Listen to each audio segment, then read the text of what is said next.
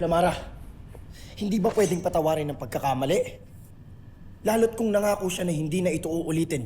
At kung sinasabi niya na tinutokso siya ni Gargan sa kanyang isip. At paano tayo makasisigurong hindi niya nga isusuko ang brilyante?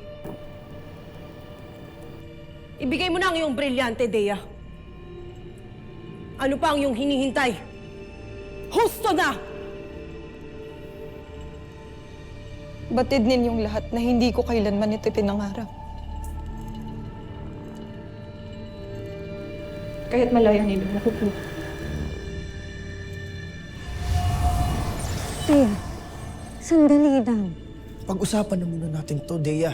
Hindi lang isa ang magpapasya dito. Tayong apat. Ngunit tama si Flamara, Terra.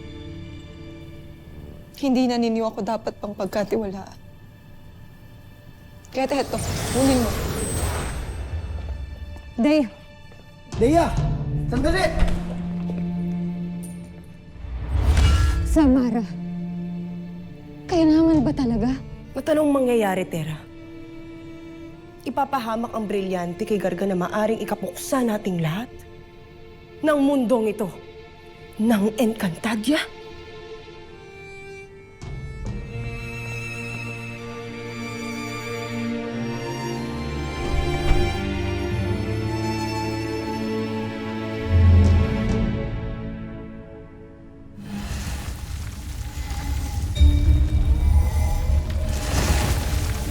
Ano ang gusto mong ipahiwatig, Brilliant?